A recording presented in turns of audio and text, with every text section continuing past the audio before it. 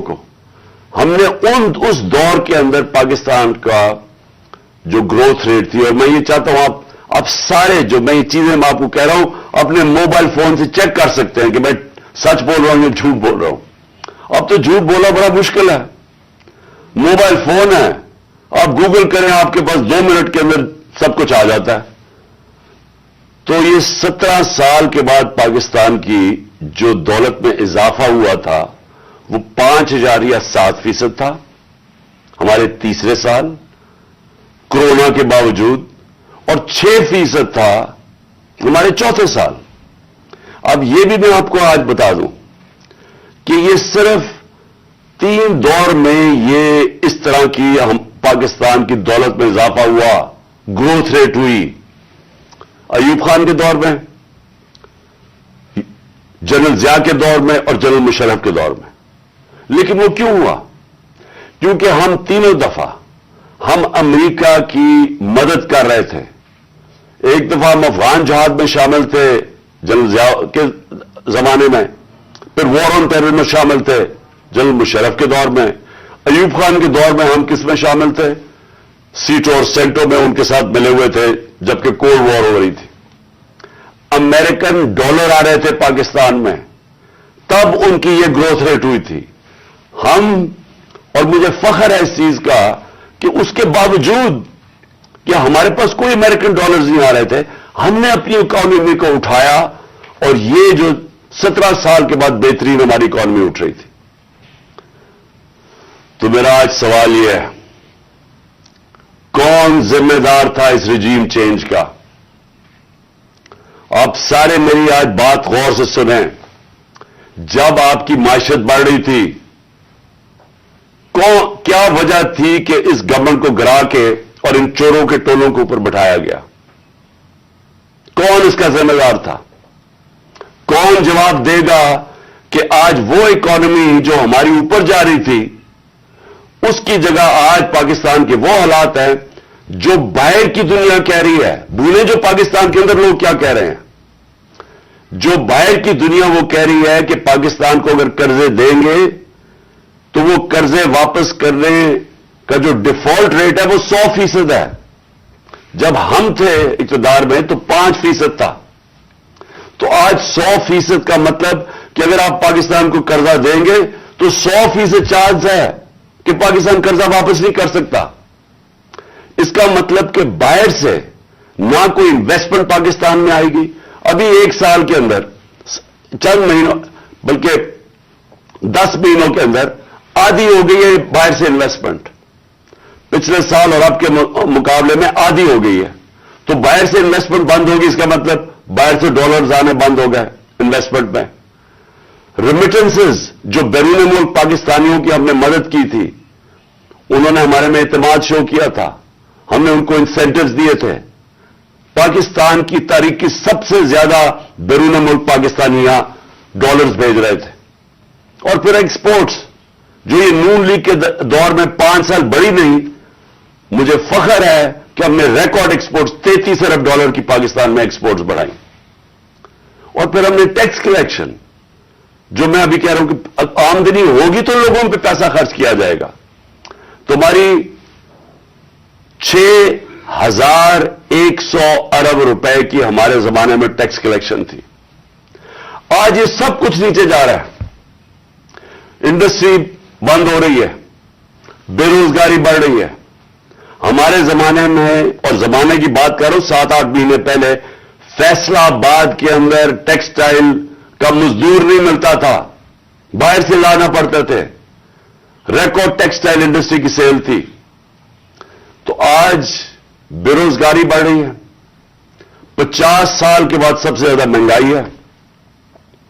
آج ہمارے ملک کا یہ حال ہے کہ نہ باہر سے کسی کو اعتماد ہے اس حکومت کے اوپر، اور 88% پاکستان کے جو انویسٹر ہیں، جو بزنس مین ہیں، انہوں نے کہا کہ ہمیں اس حکومت پہ اعتماد نہیں ہے۔ تو میرا سوال میرے 2 سوال ہیں آج۔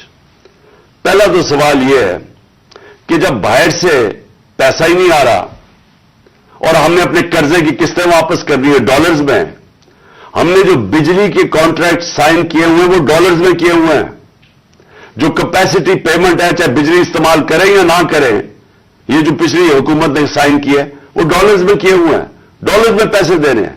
تو جب ڈالرز آ ہی نہیں رہے پاکستان میں اور کم ہو گئے آنا, قرضے ہمارے بڑھتے جا رہے ہیں, تو آگے پاکستان کیسے آگے چلے گا؟ ایک ہی امید لگائی ہوئی ہے انہوں نے کہ کسی نہ کسی طرح جا کے چائنا کے پیر پکڑے یا ہم IMF کے پڑے کہ ہمیں وہ پیسے دے دیں. لیکن وہ تو کینسر کا علاج ڈسپلن سے ہے, وہ تو تھوڑی دیر آرام آئے گا, پھر قرضے تو بڑھتے جا رہے ہیں. طریقہ صرف ایک تھا جو ہم نے کوشش کی کہ ملک کی دولت میں اضافہ ہو. جب آپ کے ملک کی دولت میں اضافہ ہوگا تو آپ قرضے واپس کریں گے. تو آگے تو ان کے پاس کوئی روڈ میپ ہی نہیں ہے.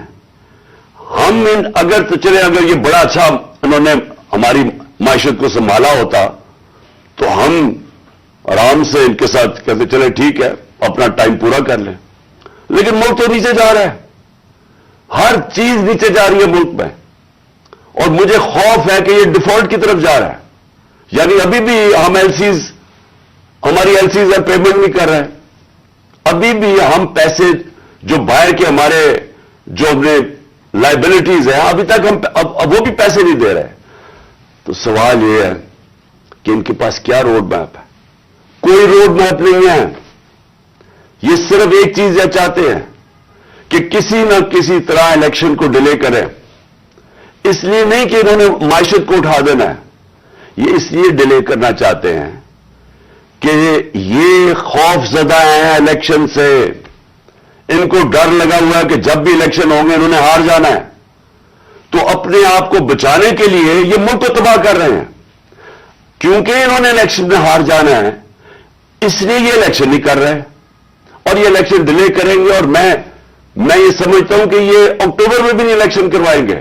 کوئی نہ کوئی الیکشن کمیشن ان کا ساتھ ملا ہوا ہے, ایک بڑا بددیانتدار آدمی ہے وہ ان کے ساتھ ملا ہوا ہے, اور وہ ان کو طریقے سے بتائے گا کہ کیسے الیکشن ڈیلے کیا جا سکتا ہے. اسی الیکشن کمیشن نے جب سپریم کورٹ جب گئے سپریم کورٹ میں, جب ہماری گورنمنٹ گرا رہے تھے یہ, تو اسی سپریم کورٹ کے پاس جب ہم گئے تو وہ مان گئے تھے کہ الیکشن ہم نے کہا الیکشن کروا دو, وہ مان گئے تھے. اس الیکشن کمیشن نے وہاں جا کے کہا کہ جی میں 7 مہینے تک الیکشن نہیں کروا سکتا, اور اس کی بیسس پہ الیکشن نہیں ہوئے. پاکستان کا آئین کہتا ہے کہ الیکشن کمیشن کو سارا وقت تیار ہونا چاہیے 90 دن میں الیکشن کروانا, اور میں یہ سمجھتا ہوں کہ یہ پوری کوشش کرے گا ان کے ساتھ مل کے کہ کسی نہ کسی طرح یہ الیکشن کھینچے. ان کو کوئی پاکستان کی فکر نہیں ہے کیونکہ ان کے پیسے باہر پڑے ہوئے ہیں, روپیہ گرتا ہے ان کے پیسے ڈالر میں, ان کی دولت میں اضافہ ہوتا ہے. ان کو کوئی فکر نہیں ہے کہ اگر ملک نیچے جاتا ہے تو انہوں نے تو پھر باہر چلے جانا ہے. یہ تو ہمیشہ جب مشکل آتی ہے ان کو پر کوئی کیسز ہوتے ہیں باہر بھاگ جاتے ہیں. تو لیکن میرا جو سوال ہے کہ کون ذمہ دار تھا اس کا؟ کس نے ایک چلتی ہوئی حکومت جو اچھی بلی جو میں خود آپ کو بتا رہا ہوں, اور یہ آپ اکنامک سروے آف پاکستان میں دیکھ سکتے ہیں کہ ہماری پرفارمنس کیا تھی. میں نہیں اگر کہہ رہا تو آپ خود دیکھ سکتے ہیں. اس حکومت کو سازش کر کے, بیرونی سازش کا حصہ بن کے کون ذمہ دار ہے اس کا؟ اس کا ایک آدمی ذمہ دار ہے, اس کا نام ہے جنرل باجوہ. میں اس کے خلاف اس لیے نہیں بات کرتا تھا, آرمی چیف تھے. آرمی چیف کے خلاف آپ کیوں نہیں بات کر سکتے؟ کیونکہ فوج کو برا نام نہ آئے. ہم سب سمجھتے ہیں کہ اس ملک کو, جو میری طرح کے لوگ, آزاد ذہن کے لوگ ہیں, ہم تو اپنی فوج کو چاہتے ہیں مضبوط ہو. ہماری تو ساری پوری کوشش ہے کہ مضبوط فوج ہو تاکہ ہم آزاد ملک رہ سکیں. تو اس لیے ہم چپ کر کے بیٹھے رہے اور یہ سارے تماشے دیکھتے رہے کہ کیسے سازشیں ہوئی, کیسے لوگوں کو بتایا گیا. میں آپ کے سامنے ذرا ایک چھوٹی سی کلپ دکھانا چاہتا ہوں کہ اگر آپ کو کوئی شک ہے کہ ہوا کیا, تو پہلے تو الیکشن سے پہلے, ہماری حکومت گرانے سے پہلے, 4 نون لیگ کے جو بڑے نام ہیں انہوں نے کیا کہا. ان سے جب پوچھا گیا کہ جناب آپ نو کانفیڈنس موشن کامیاب ہو سکتی ہے اسٹیبلشمنٹ کے بغیر؟ اور یہ انہوں نے کہا ذرا یہ سب اب میں چاہتا ہوں پہلے سب دیکھیں.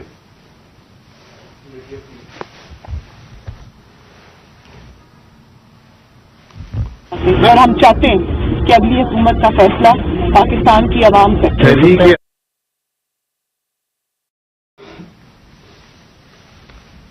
مجھے بتانے کا واپس نہیں ہے، کوئی ڈیل کر کے اقتدار نہیں چاہتے پاکستان میں.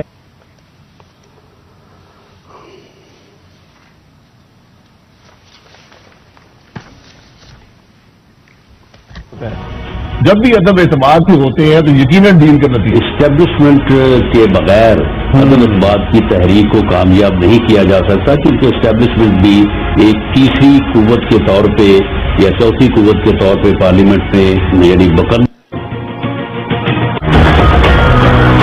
ان تو جن کی وجہ سے ہوتا ہے، جن کی مدد سے ہوتا ہے، ہم ان کی مدد نہیں لینا چاہتے. اور ہم چاہتے ہیں کہ اگلی حکومت کا فیصلہ کر. انہوں نے کل کیا کہا ذرا پہلے یہ بھی سن لیں دوسرا کلپ، تاکہ آپ کو پتہ چل جائے کہ ہوا کیا اس ملک کے ساتھ.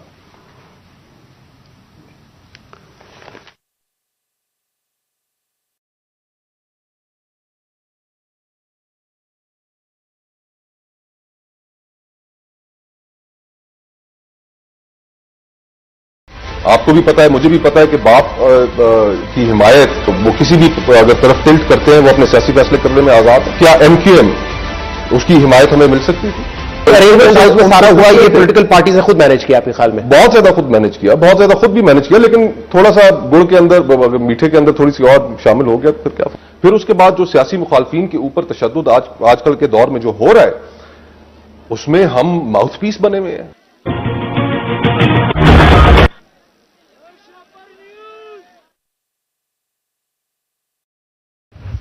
کہ یہ جو ساری سازش ہوئی تھی اس میں ہم کسی کو اور کو نہ کہیں، ایک آدمی کا فیصلہ کرتا ہے، وہ تھا آرمی چیف اس وقت کے جنرل باجوہ. انہوں نے یہ فیصلہ کیا ہمیں ہٹانے کا. کیا وجہ تھی اس کے پیچھے؟ کیا یہ سمجھتے تھے کہ واقعی شہباز شریف اور یہ اسحاق ڈار کوئی بڑے جینیسز ہیں جو آ کے ملک کو ہمارے سے بہتر چلا لیں گے؟ کیا وجہ تھی کہ انہوں نے ایک سٹنگ گورنمنٹ کو گرا دیا؟ ہمارے لوگوں کو آ کے وہ جس طرح ابھی مصطفیٰ کوکر نے بتایا کہ بیپ کے ممبرز اور ایم کیو ایم کے ممبرز اور شہزان بگٹی سب کو پتا تھا کہ یہ جو جدھر حکم ملے گا ان کو اسٹیبلشمنٹ سے انہوں نے ادھر جانا ہے، تو ان کو ادھر جا کے بھیج دیا کہ جناب آپ جا کے ادھر چلے جائیں اور گورنمنٹ گر گئی. تو میرا اگلا سوال یہ ہے، جب گورنمنٹ گر گئی اور پھر ان کو یہ چیز کا علم ہوا کہ عوام ہمارے کے ساتھ آگے کھڑی ہو گئی، 10 اپریل کو پبلک سڑکوں کے اوپر نکلائی، لوگوں نے ان چوروں کو ریجیکٹ کر دیا، بلکہ ہماری مقبولیت بڑھنی شروع ہو گئی اس لیے کہ لوگ ان کی جب شکلیں لوگوں نے دیکھی، پھر سے مسلط کیا گیا ان کو عوام کے اوپر، تو لوگ ہمارے ساتھ اور جڑنا شروع ہو گئے، بڑے بڑے جلسے شروع ہو گئے. اس کے بعد الیکشن جب کروائے گئے تو الیکشن کے ریزلٹس میں اس کے باوجود کہ پوری کوشش کی گئی اسٹیٹ مشینری ان کو جتانے کے لیے، اس کے باوجود ہار گئے. قوم نے اپنا ورڈکٹ دے دیا، دوسرا الیکشن ہوا اس میں بھی ہار گئے. لیکن مجھے جو افسوس کی بات ہے کہ بجائے ایک سمجھے کہ جناب جنرل باجوہ آپ نے غلطی کر دی ہے، آپ کو عقل کل تو نہیں ہے، آپ دیکھ رہے ہیں کہ لوگ کدھر کھڑے ہیں. انہوں نے ہمارے اوپر جو ظلم کیا ہے، جس طرح ہمارے اوپر ظلم کیا گیا، میں آپ کو یقین دلاتا ہوں کہ جنرل مشرف کے مارشل لاء میں اپوزیشن میں تھا، مجھے انہوں نے جیل میں ڈالا. میں نے کہیں اس طرح کا ظلم نہیں دیکھا جنرل مشرف کے دور پہ جو یہ جنرل باجوہ نے ہمارے پہ کروایا. ہمارے لوگوں کے اوپر دھمکیاں، ٹیلی فون سے دھمکیاں آ رہی ہیں. وہ جو ہماری حمایت کرے یا جو ہمارے ساتھ میڈیا کے لوگ ہوں ان کے اوپر دھمکیاں. جو میڈیا ہاؤس تھا، سلمان اقبال وہ ملک سے باہر چلا گیا، اس کے بعد صابر شاکر ملک سے باہر چلا گیا، آج موئی پیرزادہ ملک سے باہر گیا ہوا اسی خوف سے. ارشد شریف اتنی بڑی ٹریجڈی ہوئی ہے، اس کو جو دھمکیاں دی، کیا وجہ تھی اس کی؟ وہ ایک دیانتدار آدمی وہ بتا رہا تھا کہ اس ملک کے ساتھ کیا ظلم ہوا ہے، کہ اچھی بلی گورنمنٹ آپ نے گرا کے چوروں کو بٹھا دیا، تو بجائے یہ کہ کریکٹ کرنا ہمارے اوپر ظلم شروع ہو گیا. اور ظلم کی انتہا یہ تھی کہ سوشل میڈیا کے لوگوں کو اٹھا کے لے جاتے تھے، ان کو پھینٹا لگا کے تو اگلے دوسرے دن گھر واپس بھیجتے تھے، دھمکیاں دیتے تھے کہ آگے سے کیا تو یہ ہوگا. جو اعظم سواتی سے کیا، جو اس سے پہلے جو شہباز گل سے کیا، کون سی اس نے اتنی بڑی بات کی تھی کہ اس کو ننگا کر کے مارا، اور وہ ابھی تک اس کے اثرات ہیں جو انہوں نے اس کو تشدد کیا اس کے اوپر. اور اعظم سواتی نے کیا بات کی تھی؟ اعظم سواتی نے یہ ٹویٹ کی کہ جنرل باجوہ آپ نے NRO 2 دیا ہے، اس کے اوپر جو اس بیچارے سے کیا گیا ہے، کون سی جمہوریت میں یہ ہوتا ہے؟ اور وہ بات کہ جو سچ ہے، NRO 2 جنرل باجوہ نے دیا ہے، ساری قوم کو پتا ہے. مجھے پتا ہے کہ میں جب کہتا رہا، جب میں گورنمنٹ میں تھا، میں جنرل باجوہ کو کہتا رہا کہ یہ 30 سال سے چوری کر رہے ہیں، ان کے اوپر کرپشن کیسز ہیں، نیب آپ کے نیچے ہے، آپ نیب کنٹرول کرتے ہیں، میرے نیچے ہی نہیں ہے، کیوں نہیں ان کے کیسز آگے بڑھاتے ہیں؟ پہلے تو ہمیں سارا وقت یہ بتاتے رہے کہ فکر نہ کریں سر، ہو رہا ہے سب کچھ، سر ابھی کچھ ہو رہا ہے. پہلے تو ہمیں یہ بتاتے رہے. آہستہ آہستہ ہمیں پتا چلا کہ ان کی تو کوئی نیت ہی نہیں ہے کرپشن کی. مجھے پھر کہنا شروع ہو گئے کہ جی آپ ملک کی اقتصادیات کو ٹھیک کریں، اکانومی کو ٹھیک کریں، بھول جائیں اس کو، یہ اکاؤنٹیبلٹی کو. کبھی کوئی مہذب معاشرہ یہ اجازت دیتا ہے کہ بڑے بڑے لوگ جو اربوں روپے کی چوری کریں، آپ کہ ان کو بھول جائیں، ان کو NRO دے دیں، اور آپ چھوٹے چھوٹے چوروں کو پکڑنا شروع کریں اور سمجھیں کہ آپ کا ملک ترقی کر سکتا ہے؟ کیا چین پاگل ہے جنہوں نے 450 وزیروں کو جیلوں میں ڈالا ہے پچھلے چند سالوں میں؟ کیا جو پریزیڈنٹ شی جن پنگ ہے اس کو اسٹیٹس مین مانا جاتا ہے، اس نے وہ کام کر دیا جو دنیا میں کسی نے کیا ہی نہیں ہے. 70 کروڑ لوگوں کو اس نے غربت سے نکالا ہے چائنا میں پچھلے 30 سالوں میں. وہ اس کو کیا ضرورت پڑی ہے کہ جو کرپٹ منسٹر ان کو پکڑے، ان کا احتساب کرے؟ کیونکہ کوئی معاشرہ بھی کامیاب نہیں ہو سکتا جب تک رول آف لا نہیں ہوتا، جب تک انصاف نہیں ہوتا، جب تک آپ بڑے بڑے لوگوں کو، جو اصل تو نقصان ملک کو بڑے چور کرتے ہیں، آپ ان کو پکڑ نہیں رہے اور آپ کہہ رہے ہیں کہ نیچے سے یہ بیچارے چھوٹے چھوٹے لوگوں پٹواریوں کو پکڑتے رہے. اور یہ ہمارے سامنے ہوا. شہباز شریف کو بچایا گیا، اس کو اوپر اوپن اینڈ شٹ کیس تھا، اس کا 16 ارب روپے کا یہ جو FI کا کیس تھا، اس میں تو کوئی شک ہی نہیں تھا. اور اس کا جو بیٹا باہر بھاگ گیا، آج جو سلمان شہباز واپس آیا ہے، وہ کیوں باہر بھاگا تھا؟ جیسے ہی FIA نے اس سے سوال پوچھا کہ جناب بتائیے مقصود چپڑاسی اور نوکروں کے پاس اربوں روپے کدھر سے آئے، وہ ایک دم ملک سے باہر بھاگ گیا. اور اس کو ان ساروں کو واپس لایا جا رہا ہے. کیا ہوا؟ اس میں کوئی شک ہے کہ NRO 2 دے کے اس سارے ملک کا ایک جنرل مشرف نے نقصان کرایا تھا NRO 1 کا. اس ملک نے بھاری قیمت ادا کی اس کی، 4 گنا زیادہ ہمارا قرضہ چڑھایا انہوں نے 10 سالوں میں لوٹ مار کر کے. اب پھر جب ان کے اوپر کیسز تھے، 1100 ارب روپے کے کیسز ہیں، وہ انہوں نے پھر ان کو NRO 2 دلوا دیا. تو کون تھا اس کا ذمہ دار؟ کس نے یہ کیا تھا؟ جنرل باجوہ نے کیا تھا. میں آپ کو چیزیں اس کی طرف دکھانا چاہتا ہوں کہ کیسے قانون انہوں نے بنایا جس میں بچے لوگ، جس میں ہر کسی کو بچایا گیا. انہوں نے جناب نیب لا کی سیکشن 4 میں امینڈمنٹ کی، اس کے اندر یہ فیصلہ، اس کے اندر کون بچتے ہیں؟ راجہ پرویز اشرف بچ جاتے ہیں اور شاید خاقان عباسی بچ جاتے ہیں. پھر انہوں نے ایک اور کیا، بے نامی دار کی ڈیفینیشن سیکشن 5E، اس میں مریم نواز پاک ہو کے نکلائی ساری چوری سے.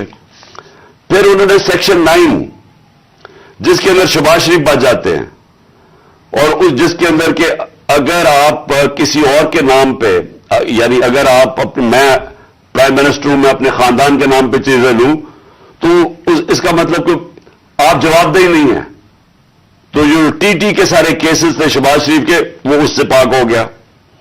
پھر سیکشن 14 کہ آپ کو بتانا پڑتا ہے کہ اگر میرے پاس کوئی باہر ایسٹس ہو, یعنی انگلینڈ میں میری جگہ ہو یا کوئی باہر ہو امریکہ میں ہو, تو اگر یہ پتہ ثابت ہو جائے کہ یہ میری جگہ ہے تو مجھے بتانا پڑتا ہے کہ یہ میرے کدھر سے پیسہ آیا اس کو خریدنے کے لیے.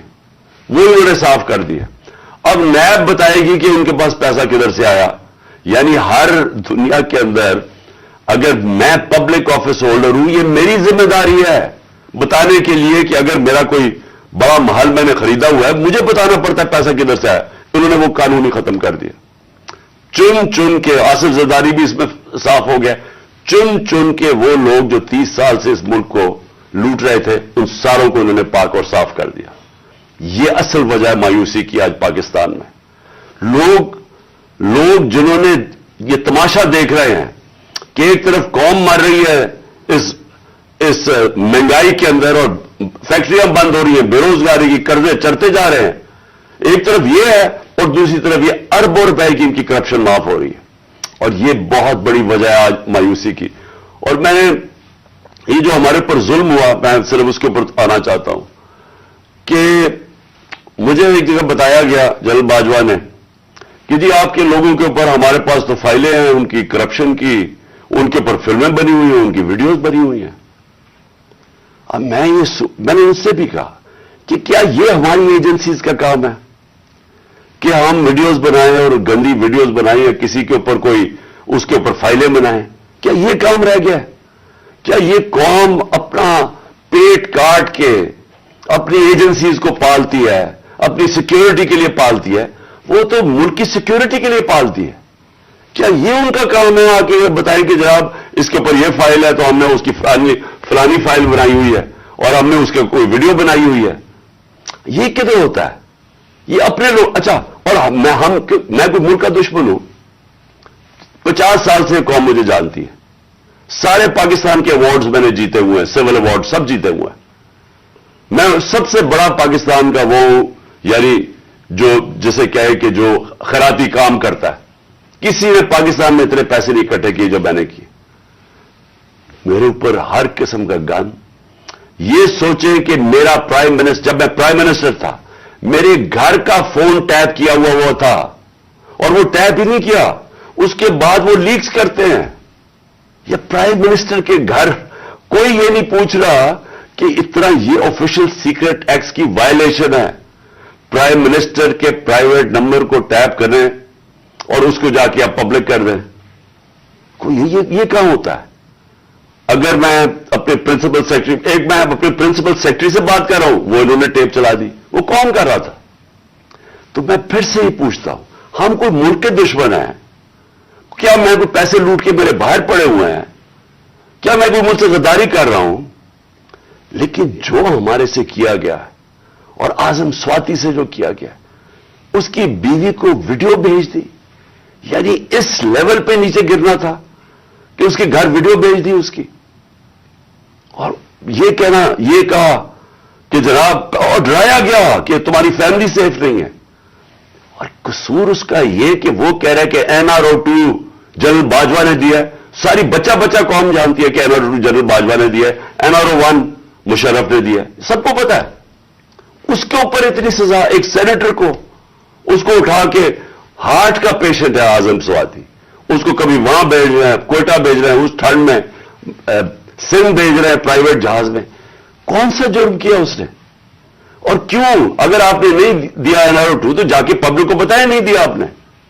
سارے آ کے لوگوں کو بتائیں آپ کے کس طرح آپ نے لوگوں کو بچایا. ہم بتائیں گے کیسے بچایا آپ نے. میں ایز پرائم منسٹر بتاؤں گا کہ کیسے آپ نے احتساب ہونے نہیں دیا. آپ نے وہ جب فیٹف کی لیجسلیشن تھی تو وہ خود کہہ رہے ہمیں وہ اپوزیشن والے کہ یہ تو جناب یہ بیٹھ کے انہوں نے آپ کی آشیرواد ملی تھی, اس کے بعد آپ نے وہ NRO کے یہ جو امینڈمنٹ تھی نیب کی جو اب ہو گئی, یہ تو تب ہونے کے چکر میں تھے, تب ہم کھڑے تھے. اور میں تب سے کہتا گیا کہ یہ ملک ترقی نہیں کر سکتا جب تک اس ملک میں رول آف لا نہیں ہے. کوئی دنیا میں ملک آج تک ترقی نہیں کیا جس کے طاقتور ڈاکو ان کو آپ छूट दे दें और सिर्फ कमजोर लोगों को पकड़े, कोई मुल्क तरक्की नहीं कर सकता, ये मुल्क आगे भी नहीं बढ़ सकता। मैं आखिर में बात भी करता हूं कि इंशाअल्लाह अल्लाह ने मौका दिया तो हम अब क्या प्लान बनाएंगे इस मुल्क को इस दलदल से निकालने का जो इन्होंने फंसाया हुआ हमें। अब मैं जो अगली बात करना चाहता हूं वो ये कि हमने आपस में मुशावरत की। मैंने पहले कोशिश की कि हमारी जो मार्च है, आजादी मार्च, हकीकी आजादी की मार्च, हमारी कोशिश ये थी कि हम इनको गवर्नमेंट को बताएं कि इस वक्त कौम किधर खड़ी है। लाखों लोग सड़कों के ऊपर निकले हमारे साथ आजादी मार्च पे, और सब एक ही चीज चाह रहे हैं, इलेक्शन। आज ओपिनियन पोल है कि 70% पाकिस्तानी, सर्वे के मुताबिक 70% पाकिस्तानी कह रहे हैं इलेक्शन करवाओ। हमने आजादी मार्च भी यही की। हमने गवर्नमेंट को एक आइन के अंदर रह के हमने उनको प्रेशर डालने की कोशिश की कि देखें ये अवाम इधर खड़ी हुई है और आप सिर्फ कि जी हमारे करप्शन के केसेस माफ हो जाए या नवाज शरीफ को पाक कर दें और फिर वो कोई नेल्सन मंडेला पाकिस्तान आ जाए और इसके लिए मुल्क डूबता जाए, लेकिन आपको सिर्फ एक ही करप्शन का पड़ा हुआ था। मैं सिर्फ एक आपको चाहता हूं कि क्लिप जरूर देखें। ये जिस दिन 2 दिन पहले, यानी मैं ऑफिस से गया 9 अप्रैल को, ये 8 अप्रैल को, इस पिछली अप्रैल को मैंने ये क्लिप रिकॉर्ड आवाम से खिताब किया था। मैं सिर्फ चाहता हूं ये आप देख लें कि ये नहीं कि मुझे नहीं पता था कि क्या होगा या ये जो हुआ है ये हमें पता नहीं था, ये होना था। और इसके ऊपर मैंने 2 दिन पहले इक़्तिदार छोड़ने से पहले ये जरा क्लिप जरा देख लें।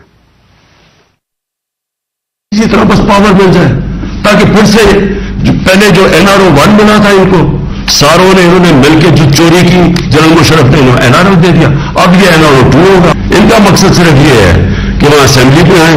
सबसे पहला ये काम मैं आज आपको कह रहा हूं, इन्होंने नैब को खत्म करना है, इन्होंने अपने करप्शन केसेस खत्म करने हैं। इस वक्त हालात ये हैं कि ये जो सारे जमानत के ऊपर है, डर किस चीज का है, इनके सारे केसेस आने लगे हैं सामने, तो वो जल्दी जल्दी हटाना चाहते थे कि किसी तरह ये अपने केसेस से निकल जाए।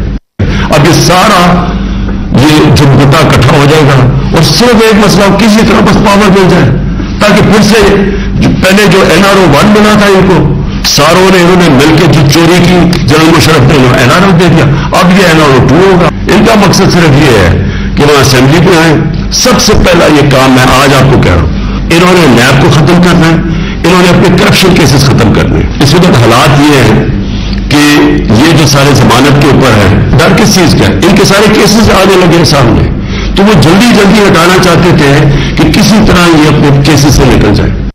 अब ये सारा ये जुमगुटा इकट्ठा हो जाएगा और सिर्फ एक मसला, किसी तरह बस पावर मिल जाए ताकि फिर से पहले जो NRO 1 बना था इनको सारों ने इन्होंने मिलकर जो चोरी की, जनरल मुशर्रफ ने NRO दे दिया, अब ये NRO 2 होगा। इनका मकसद सिर्फ ये है कि वहां असेंबली पे आए। सबसे पहला ये काम मैं आज आपको कह रहा हूं, इन्होंने नैब को खत्म करना है, इन्होंने अपने करप्शन केसेस खत्म करने हैं। इस वक्त हालात ये हैं कि ये जो सारे जमानत के ऊपर है, डर किस चीज का है, इनके सारे केसेस आने लगे हैं सामने, तो वो जल्दी जल्दी हटाना चाहते थे कि किसी तरह ये अपने केसेस से निकल जाए। अब ये सारा ये जुमगुटा इकट्ठा हो जाएगा और सिर्फ एक मसला, किसी तरह बस पावर मिल जाए ताकि फिर से पहले जो NRO 1 बना था इनको सारों ने इन्होंने मिलकर जो चोरी की, जनरल मुशर्रफ ने NRO दे दिया, अब ये NRO 2 होगा। इनका मकसद सिर्फ ये है कि वहां असेंबली पे आए। सबसे पहला ये काम मैं आज आपको कह रहा हूं, इन्होंने नैब को खत्म करना है, इन्होंने अपने करप्शन केसेस खत्म करने हैं। इस वक्त हालात ये हैं कि ये सिर्फ आपको इसलिए दिखा रहा था कि हमें सब पता था ये क्या हो रहा है। मुझे ये साजिश का पूरी तरह पता था। मुझे मेरे हटने से 1 साल पहले का अंदाजा हो गया था कि ये शहबाज शरीफ को तैयार किया जा रहा है लाने के लिए। इसके बावजूद कि उसके पास 16 अरब रुपए उसके और उसके बच्चों के ऊपर FIA केस थे और 8 अरब रुपए के नैब के केस थे, तो मुझे ये सारा पता था ये हो रहा है। और मुझे अफसोस की बात यह है कि मैं जब भी पूछता था जनरल बाजवा से तो हमेशा कहते थे कि नहीं, हम तो किसी सूरत हम ऐसा नहीं कर सकते, हम तो कंटिन्यूटी चाहते हैं। तो उसका नतीजा क्या हुआ? وہ آ گیا، شہباز شریف آ گیا، اور آپ کے سامنے جو ملک کے اب حالات ہیں آپ ساری قوم کے سامنے ہیں۔ میرا پوائنٹ یہ ہے آج کہ میں ابھی آخری جو ابھی اناؤنسمنٹ جو کرنے لگا ہوں، اس سے پہلے میں صرف یہ پوچھنا چاہتا ہوں، کون ہے ذمہ دار اس کا؟ کیا کوئی اس کا جواب دے گا کہ اچھی بلی گورنمنٹ چلتے ہوئے اس کو گرا کے ان چوروں کو اوپر لے آئیں؟ اور میرا اگلا سوال یہ ہے کہ اس کے بعد جو ہمارے اوپر سختیاں کی گئی، جو سوشل میڈیا پہ جو میڈیا جو ہماری حمایت کرتا تھا، کیسز کی میرے اوپر بارش ہو گئی، مجھے دہشت گردی کا کیس کروا دیا۔ 25 مئی کو پولیس نے جس طرح ہمارے اوپر ظلم کیا، اور جب ہم پولیس والوں سے پوچھتے تھے وہ کہتے تھے جی ہمیں پیچھے سے آرڈر ہے۔ جس طرح کا ہمارے اوپر ظلم کیا گیا، میں سوال یہ پوچھتا ہوں کہ کیا ہم بھیڑ بکریاں ہیں؟ ہم کیڑے مکوڑے ہیں کہ آپ جب فیصلہ کریں پہلے آپ، اور میں نے آپ کے کانوں سے، جنرل باجوہ کے کانوں سے سنا کہ یہ کرپٹ ہے، اب آپ نے فیصلہ کیا کہ یہ ٹھیک ہو گئے ہیں، اور آپ نے فیصلہ کیا کہ جناب یہ آپ ملک کو ٹھیک کریں گے، تو کیا ہم وہ کیڑے مکوڑے ہیں کہ جدھر آپ بھیڑ بکریوں کو دھکیلیں گے ہم ادھر چلے جائیں گے؟ یعنی ہم انسان ہیں یا ہم جانور ہیں کہ جو آپ کا فیصلہ ہو بند کمروں کے اندر ہم اسی کے اوپر چل پڑے؟ اور آپ کو جب نظر بھی آ رہا تھا کہ پاکستانی قوم ان کو ریجیکٹ کر رہی ہے، ہمیں تو ہمارے ساتھ میرا تو فائدہ کروا دیا، مجھے تو اللہ نے کبھی اتنی عزت دی نہیں جو اس کے بعد ملی ہے، لیکن ملک کو کدھر پہنچا دیا آج۔ اور میں کیا یہ پوچھنا چاہتا ہوں کہ پاکستان کا مستقبل ہے کہ پہلے یہ لوٹیں گے، اب ان کے بچے تیار ہو گئے لوٹنے کے لیے، کیا اب ہم ان کو لے کے آئیں گے؟ اور اگر ہم ان کے خلاف جائیں گے اور ہم ان کو ریزسٹ کریں گے تو ہمیں پھیٹا لگایا جائے گا، ہمارے پر کیسز کیے جائیں گے، ہمیں ڈرایا جائے گا۔ مجھے ابھی بھی کہہ رہے ہیں کہ جی آپ اگر یہ آپ نے گورنمنٹ چھوڑ دی تو آپ کے اوپر بڑا ظلم ہوگا، آپ کی پروٹیکشن چلی جائے گی۔ جب میں جا رہا تھا، میں آج اپنی قوم کو بتانا چاہتا ہوں کہ جب میں جا رہا تھا مارچ کے اوپر، سب کو، میرے ارد گرد بھی لوگوں کو پتا ہے، میں نے سب کو کہا تھا کہ اس میں واردات ہوگی، میرے خلاف میری جان کو خطرہ ہے۔ میں نے ٹی وی کے اوپر جا کے اس سے پہلے بتایا تھا کہ یہ دینی انتہا پسند کے نام پہ مجھے قتل کریں گے۔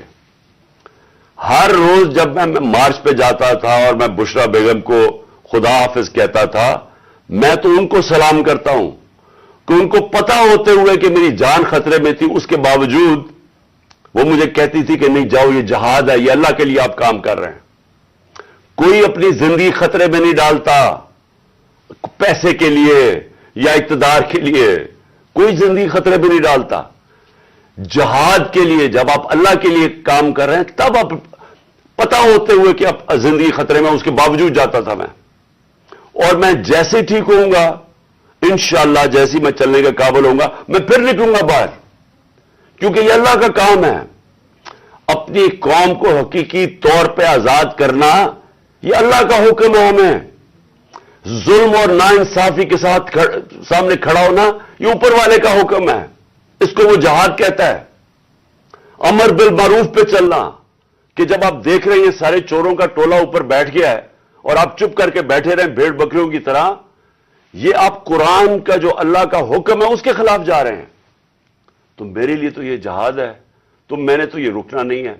اور میں اپنی ساری قوم کو آج کہہ رہا ہوں، میں نوجوانوں آپ کو کہہ رہا ہوں، یہ کبھی نہ سوچے جو یہ 7.5 لاکھ ہمارے لوگ ملک چھوڑ کے گئے ہیں۔ مجھے افسوس ہے کہ دیکھیں آسان راستہ ہے، میرے لیے کیا آسان زندگی تھی، میں کرکٹ کے بعد کچھ بھی نہ کرتا، تھوڑی سی کرکٹ کے اوپر بات چیت کرتا ہوں، اللہ نے مقام اتنا دیا ہوا ہے میں کروڑ روپیہ کما سکتا ہوں، مجھے تو کچھ کرنے کی ضرورت نہیں تھی۔ لیکن اللہ نے ہمیں کسی مقصد کے لیے پیدا کیا ہے۔ جانور آتے ہیں، بچے پیدا کرتے ہیں، کھا پی کے مر جاتے ہیں، تو انسان بھی اگر اس کو اب سمجھ ہی نہ آئے کہ اللہ نے ہمیں کسی مقصد کے لیے پیدا کیا ہے، تو اس میں جانوروں میں کیا فرق رہ جاتا ہے؟ وہ جب قرآن کی آیت ہے کہ جب انسان فرشتے سے بھی اوپر چلا جاتا ہے لیکن گرتا ہے تو جانور سے بھی نیچے چلا جاتا ہے۔ تو میں اپنی ساری قوم کو کہہ رہا ہوں کہ دیکھیں ہمارے سامنے اب 2 راستے ہیں، ہم ان چوروں کے ٹولوں کو مان لیں تو ہم اپنی تباہی کر رہے ہیں، اس ملک کا کوئی مستقبل نہیں ہے۔ ایک ہی راستہ ہے کہ ہم جدوجہد کریں. میں وہاں جب گیا پنڈی پہنچا اور میں اس وقت بڑی تکلیف میں تھا, میں یہ بھی آپ کو بتا دوں, کیونکہ مجھے ڈاکٹرز نے کہا تھا ابھی نہیں آپ ٹریول کر سکتے. میں گیا اس کے باوجود صرف اپنے لوگوں کو کھڑا کرنے کے لیے کہ دیکھیں یہ پاکستان کے لیے ایک فیصلہ کن وقت ہے, اس کو ضائع نہ ہونے دیں. قوم میں بیداری آ گئی ہے اور میں وہاں دو میں چیزیں کر سکتا تھا. ہم وہاں دھرنا بھی دے سکتے تھے, لاکھوں لوگ تھے. ہم وہاں اسلام آباد کے اوپر بھی جا سکتے تھے, اتنے لوگ تھے. ہم اسلام آباد میں خون خرابہ ہونا تھا وہاں, اور کئی دفعہ لوگ چاہتے ہیں کہ خون خرابہ ہو, لاشیں گریں تاکہ وہ جناب وہ ان کی تحریک اور اٹھ جائے. میں یہ نہیں چاہتا تھا.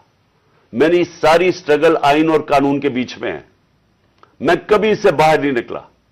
اور میں نے اس لیے فیصلہ کیا کہ بجائے ہم وہاں جائیں اور توڑ پھوڑ ہو اور تباہی ہو, میں نے فیصلہ یہ کیا کہ ہم جو 2 اسمبلی اب قربان کرتے ہیں اپنی 2 اسمبلیوں کو, ہم قربان کرتے ہیں اپنے ملک کے لیے, اور اس لیے کرتے ہیں کہ ان کو جب 66% پاکستان میں الیکشن ہوگا, جب ہم ان 2 اسمبلیوں سے نکلیں گے, جو میں بھی بتانے لگا ہوں کب نکلیں گے, 66% پاکستان میں الیکشن ہوگا.